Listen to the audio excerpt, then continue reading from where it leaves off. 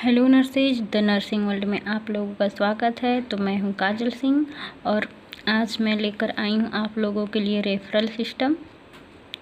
तो आइए जानते हैं कि रेफरल सिस्टम क्या होता है, रेफरल सिस्टम कैसे होता है और रेफरल सिस्टम का पर्पज़ क्या होता है, उसका प्रिंसिपल क्या होता है और कौन से ऐसे पेशेंट हैं जिन्हें हम रेफ़र कर सकते हैं। तो आइए इसके बारे में हम डिटेल्स में जानते हैं कि रेफरल सिस्टम क्या होता है।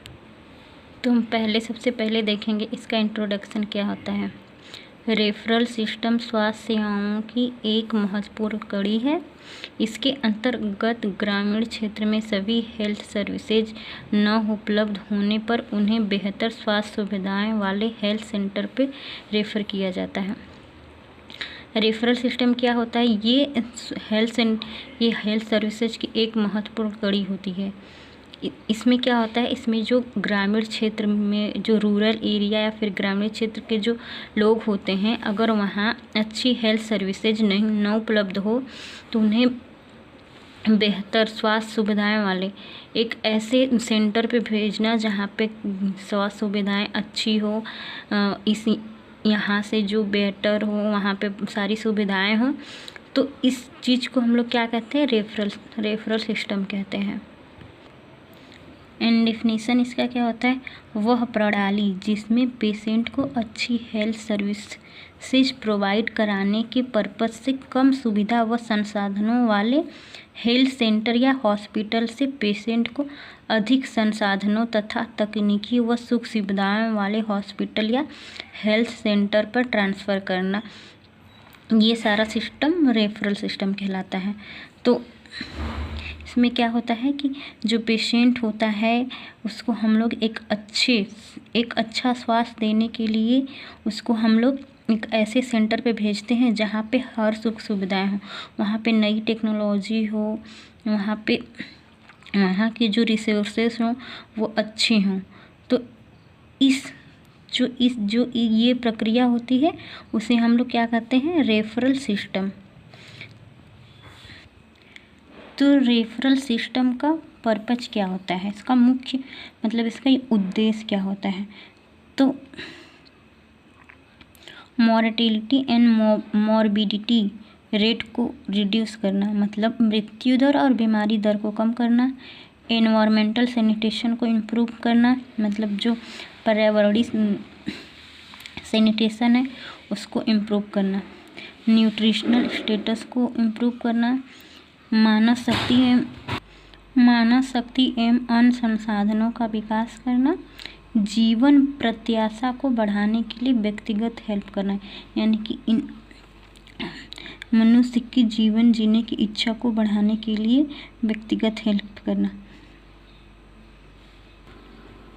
पेशेंट को अच्छी हेल्थ सर्विसेज प्रोवाइड कराना। कॉम्प्लिकेशन से प्रिवेंट करना, to save life of patient की जान को बचाना। और पेशेंट के उचित निदान व थेरेप्यूटिक टूल्स, पेशेंट को उचित निदान एवं थेरेप्यूटिक टूल्स प्रोवाइड कराना। कि मतलब अगर पेशेंट को अच्छे से मतलब उसकी डिजीज़ को डायग्नोसिस करना और उसको क्या ज़रूरत है उस डिजीज़ के लिए, वो सारी चीज़ें प्रोवाइड कराना। और पेशेंट को अच्छी हेल्थ सर्विसेज प्रोवाइड कराना और जो पेशेंट को कॉम्प्लिकेशन है उससे बचाना। और क्या होता है? मॉर्टिलिटी एंड मॉर्बिडिटी रेट को कम करना। तो ये क्या होता है? रेफरल सिस्टम का मेन पर्पज होता है। Principle of referral system. तो इस रेफरल सिस्टम के प्रिंसिपल क्या होते हैं? तो रेफरल सिस्टम के अंतर्गत पेशेंट की नीड्स की तथा उसके उद्देश्य पूरा होना चाहिए जिसकी पेशेंट की ज़रूरत है। मतलब रेफरल सिस्टम में जो पेशेंट की आवश्यकता एंड उसका उद्देश्य पूरा होना चाहिए, जो कि जिसकी पेशेंट को ज़रूरत है वो उसकी आवश्यकता एवं उसका उद्देश्य पूरा होना चाहिए। सेकेंड, रेफरल को प्रभावी एवं योग्य तरीके से यूज करना चाहिए। रेफरल को क्या प्रभावी एवं योग्य तरीके से यूज करना चाहिए, मतलब उसका प्रयोग करना चाहिए। रेफरल सिस्टम पर्सनली तरीके से होना चाहिए। रेफरल सिस्टम क्या होता है? किसी भी पेशेंट का पर्सनली तरीके से होना चाहिए। उसका जो इन्फॉर्मेशन है वो मतलब किसी से शेयर नहीं करना चाहिए। हाँ, उसका पर्सनली होना चाहिए। रेफरल समय से होना चाहिए। जो रेफरल है वो समय से होना चाहिए, क्योंकि अगर समय लेट हो जाएगा तो पेशेंट क्रिटिकल होगा तो उसे बचाना मुश्किल हो जाएगा, या फिर उसका ट्रीटमेंट लेट शुरू होने की वजह से वो डेथ भी कर सकता है, या उसको और कॉम्प्लिकेशन हो सकता है। रेफरल पूरी एक्टिविटी से होना चाहिए। जो रेफरल है ना वो पूरी एक्टिविटी से होना चाहिए, कि मतलब रेफरल पूरी एक्टिविटी रेफरल करते समय सारी चीज़ों का ध्यान देना चाहिए। उसमें क्या चीज़ें ज़रूरी है, क्या है, उसका स्लीप, सब चीज़ें को अच्छे से और एक्टिविटी से होना चाहिए। रेफरल पूरी तरीके से योजनाबद्ध होना चाहिए। जो रेफरल होता है वो पूरी तरीके से योजनाबद्ध होना चाहिए।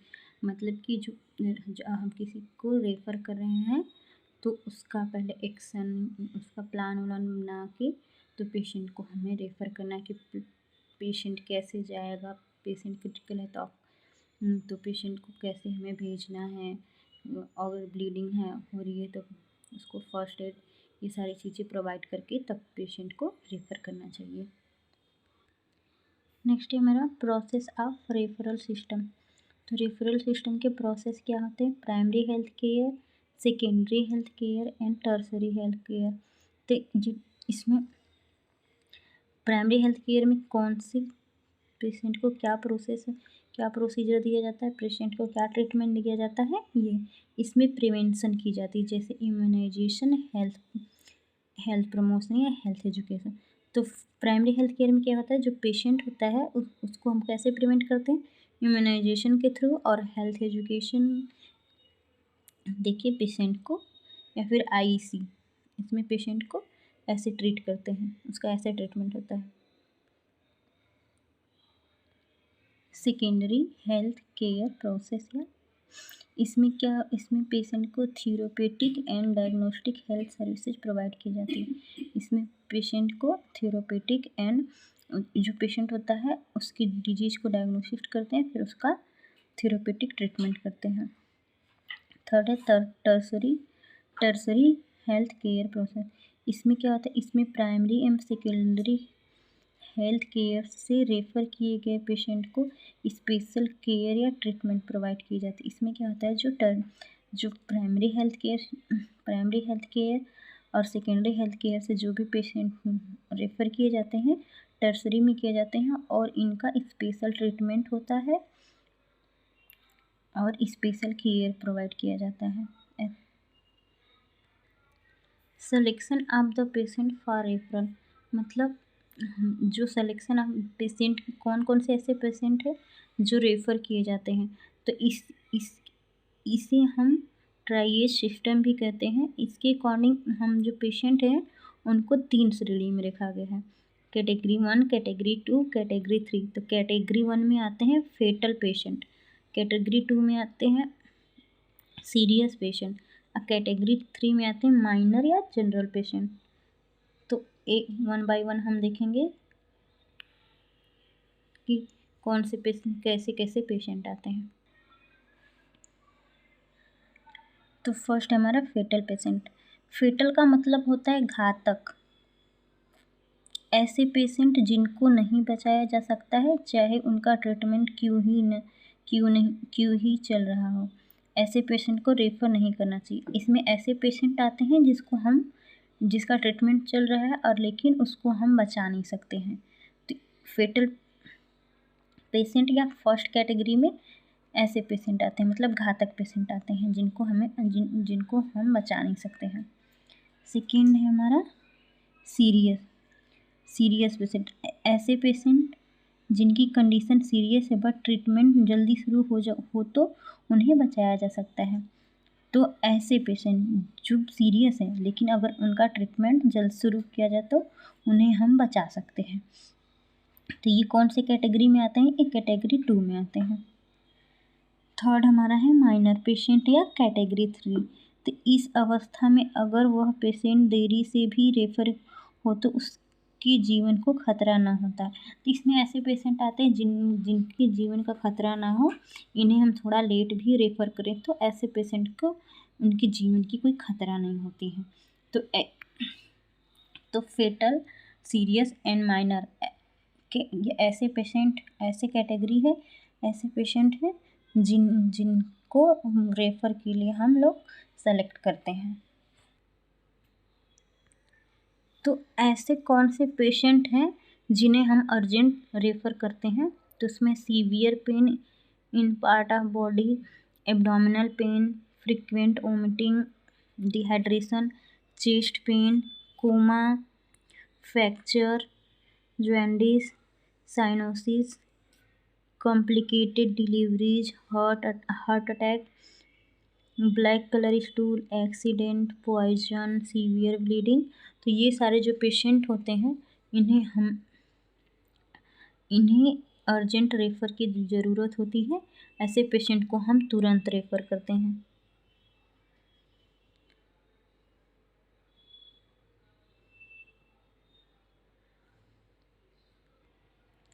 नेक्स्ट हमारा है स्टेप्स या लेवल्स ऑफ रेफरल सिस्टम। इसमें हम लोग ये देखेंगे कि जो पेशेंट होते हैं उनका लेवल्स या स्टेप्स क्या होता है रेफ़र करने के लिए। तो पहले होता है कम्युनिटी हेल्थ वर्कर में आते हैं आशा, एएनएम एंड वीएसजी, यानी कि इसमें आते हैं विलेज हेल्थ गाइड। उसके बाद वहाँ से सब सेंटर से PHC, primary health care centre पे, फिर प्राइमरी हेल्थ केयर सेंटर से community health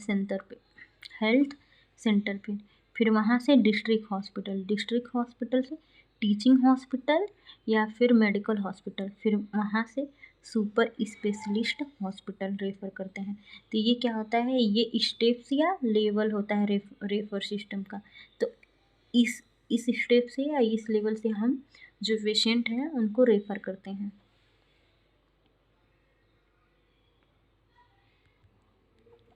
importance of referral system. तो रेफरल सिस्टम इम्पोर्टेंस क्यों होता है या उसका इम्पोर्टेंस क्या होता है? तो ये विशेष देखभाल के तहत रोगों का शीघ्र निदान या उपचार, मतलब स्पेशल केयर प्रोवाइड करते हैं पेशेंट को और उनका शीघ्र निदान और उपचार होता है। लागत प्रभावी प्रणाली, मतलब ये क्या होता है, लागत प्रभावी प्रणाली होता है। मतलब इसका मतलब होता है कि ये मतलब प्रोसेस होता है, इसका मतलब कि कम लागत या फिर में जो सिस्टम होता है वो प्रभावी होता है। पेशेंट के हॉस्पिटल में ज़्यादा समय तक रुकने की अवधि कम हो जाती है। जो पेशेंट होता है उनका हॉस्पिटल में ज़्यादा समय रुकने की जो अवधि होती है वो कम हो जाती है। डिजीज़ के प्रोग्रेस को कम करना, जो डिजीज़ होता है उसके प्रोग्रेस को कम करना और सही समय पर ट्रीटमेंट करके कॉम्प्लिकेशन को कम करना। तो ये क्या होते हैं, ये होता है रेफरल सिस्टम के इम्पोर्टेंस की। रेफरल सिस्टम से क्या इम्पोर्टेंस होती है, रेफरल सिस्टम क्यों इम्पोर्टेंस होता है। तो आइए जानते हैं कि फर्स्ट रेफरल सिस्टम या फर्स्ट रेफरल यूनिट क्या होता है। इसे शॉर्ट फॉर्म में हम क्या कहते हैं, FRU। एक ऐसी यूनिट जिसमें 24 आवर्स ऑब्स्टेट्रिक, न्यूबॉर्न केयर तथा ब्लड स्टोरेज सुविधाएं मिलती हैं, उसे हम फर्स्ट रेफरल यूनिट कहते हैं। मतलब एक ऐसा यूनिट, एक ऐसा सिस्टम, एक ऐसा हॉस्पिटल जहाँ पे ऑब्स्टेट्रिक मतलब 24 घंटे ऑब्स्टेट्रिक सेवा, नवजात शिशु केयर तथा वहाँ पे ब्लड की भी सुविधाएं हों और बहुत सारे टेक्नोलॉजी हो, तो उसे हम क्या कहते हैं, फर्स्ट रेफरल यूनिट। या अब फर्स्ट रेफरल यूनिट क्या होता है, फर्स्ट रेफरल यूनिट होता है community health centre. Community health centre पे बहुत सारी चीज़ें, बहुत सारी सुविधाएं उपलब्ध होती हैं, इसलिए कम्युनिटी हेल्थ सेंटर जो होता है फर्स्ट रेफरल सेंटर होता है या फर्स्ट रेफरल यूनिट होता है। तो आइए जानते हैं इसके फंक्शन क्या होते हैं। इसके फंक्शन क्या होते हैं, सर्जिकल फंक्शन होता है, मेडिकल ट्रीटमेंट फंक्शन होता है, BT blood transfusion function, anaesthetic function, obstetric and neonatal function, manual function. तो ये सारे जो फंक्शन मतलब फंक्शन होते हैं या एफआरयू के कार्य या फंक्शन कुछ भी हम इसे कह सकते हैं। नेक्स्ट हमारा है role of nurse in referral system. तो आइए हम जानते हैं कि एक नर्स या एक एएनएम का या फिर एक हेल्थ वर्कर का रेफरल सिस्टम में क्या रोल होता है। जो फीमेल हेल्थ वर्कर है उसे रेफरल सिस्टम की सारी जानकारी होनी चाहिए। इमरजेंसी कंडीशन में फर्स्ट एड के बाद ही रेफ़र करना चाहिए पेशेंट को, क्योंकि हमारा मोटिव होता है पेशेंट की जान बचाना, तो इसलिए हम उसे फर्स्ट एड करके ही भेजेंगे। रेफरल स्लिप सही ढंग से भरकर ही रोगी को रेफ़र करना चाहिए। जो रेफरल स्लिप होता है जो भी भर रहा है उसको सही से भरकर ही पेशेंट को रेफ़र करें। इमरजेंसी कंडीशन में एम्बुलेंस का उपयोग करना चाहिए। अगर इमरजेंसी है तो उसमें क्या करना चाहिए, एम्बुलेंस का उपयोग करना चाहिए। रोगी को रेफ़र करते समय फीमेल हेल्थ वर्कर को यदि संभव हो तो उसके साथ ही जाना चाहिए। तो ये सारे क्या होते हैं, एक एएनएम या फीमेल हेल्थ वर्कर या कम्युनिटी हेल्थ वर्कर के ये रोल होता है रेफरल सिस्टम में। तो थैंक यू सो मच। और ऐसे ही वीडियो देखने के लिए आप हमारे चैनल को सब्सक्राइब करें ताकि हम भी मोटिवेट हों और हम और अधिक वीडियो बनाएं। तो प्लीज़ मेरे वीडियो को लाइक कमेंट एंड सब्सक्राइब